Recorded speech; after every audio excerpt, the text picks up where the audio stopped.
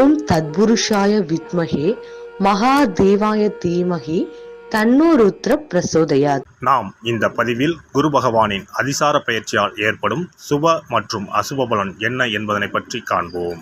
கடந்த மே மாதம் 14ஆம் தேதி குரு பகவான் ரிஷபராசியில் இருந்து மிதுன ராசிக்கு பெயர்ச்சி அடைந்தார். சனி பெயர்ச்சிக்கு அடுத்தபடியாக ஜோதிடத்தில் மிகவும் சக்தி வாய்ந்தது குரு பெயர்ச்சி ஆகும்.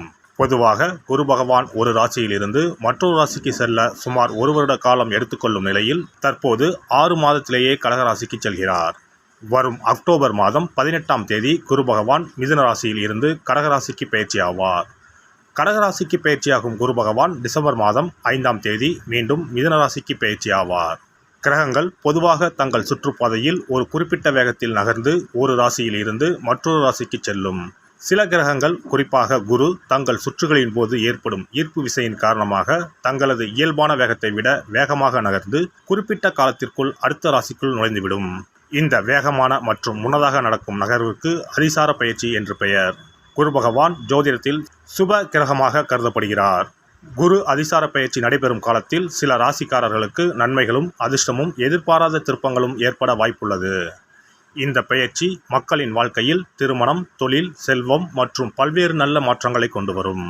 இந்த அதிசார பயிற்சியால் உங்கள் வாழ்வில் வளமும் நலமும் செல்வ செழிப்பும் பெற்று வாழ்வில் உயரிய நிலையை அடைய எல்லாம் வல்ல எம்பெருமானை வேண்டி விரும்பி கேட்டுக்கொள்கிறேன். மேஷராசி அன்பர்களே, 3ஆம் இடத்தில் இருக்கும் குரு பகவான் 4ஆம் இடத்திற்கு பயிற்சியாகின்றார். அர்த்தாஷ்டம குரு பகவான் என்ன செய்வார் என்றால் பதவி உயர்வு கொடுப்பார். இதனால் எதிரிகளை வெல்லக்கூடிய வாய்ப்புகள் உண்டாகும். குடும்ப எதிரிகள் உங்களுக்கு அடங்கி போவார்கள். உங்கள் ராசிக்கு 4ஆம் இடத்தில் இருந்து 8, 10, 12ஆம் இடங்களை குரு பகவான் பார்வையிடுகிறார்.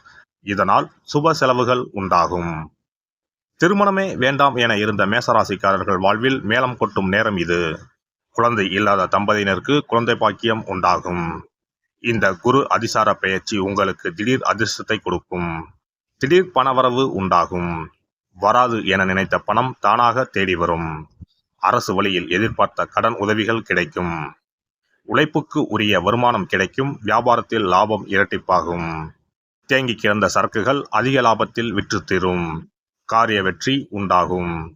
நீண்ட நாள் ஆசைகள் நிறைவேறும். குழந்தைகள் பற்றிய கவலைகள் தீரும். பிள்ளைகள் திருமணம் பற்றிய கனவுகள் நிறைவேறும். வேலை தேடிக்கொண்டிருக்கும் மேஷராசி அன்பர்களே, இந்த காலகட்டத்தில் நீங்கள் விரும்பிய வேலை உங்களுக்கு கிடைக்கும். அரசாங்க வேலைக்காக காத்திருப்போருக்கு இந்த காலகட்டத்தில் வேலை கண்டிப்பாக கிடைக்கும். பூர்வீக சொத்தில் இருந்த பிரச்சனைகள் தீரும். நிலுவையில் இருந்த வழக்குகளில் சாதகமான தீர்ப்பு வரும். புதிய சொத்துக்களை வாங்குவீர்கள். வெளிநாடு செல்லும் யோகம் உண்டாகும். வயது முதிர்ந்தவர்களின் கனவுகள் நிறைவேறும். 8ஆம் இடத்தை குரு பகவான் பார்ப்பதால் திடீர் ராஜயோகம் உண்டாகும். பண வரவு திருப்தி தரும். தொழில் வியாபாரம் அடுத்த நிலையை அடையும். புதிய கிளைகள் உருவாகும். மூத்த சகோதர சகோதரிகளின் தேவைகளை பூர்த்தி செய்வீர்கள். இதனால் குடும்பத்தில் அந்யோன்யம் அதிகரிக்கும். கணவன் மனைவி இடையே இருந்த சச்சரவுகள் நீங்கும்.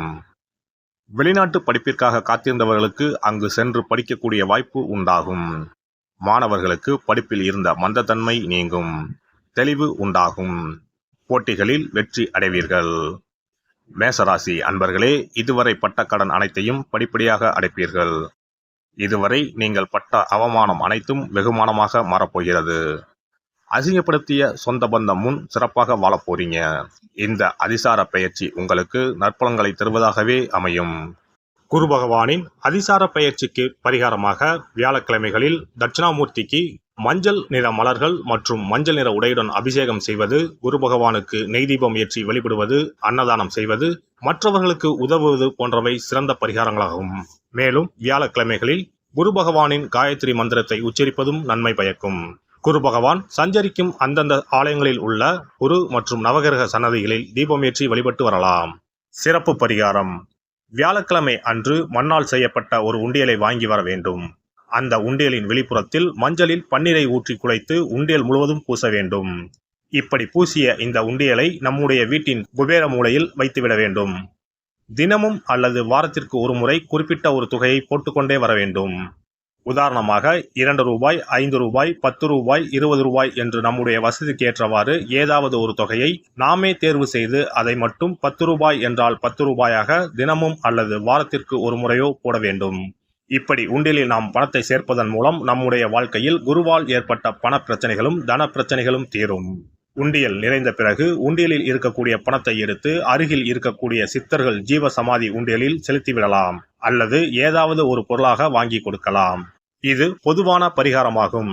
உங்கள் ராசிக்குரிய அதிசார பயிற்சி பலன்களை அறிந்து அதற்கு ஏற்ற பரிகாரங்களை ஒரு அனுபவமிக்க ஜோதிடரின் ஆலோசனையின்படி செய்வது நல்லது.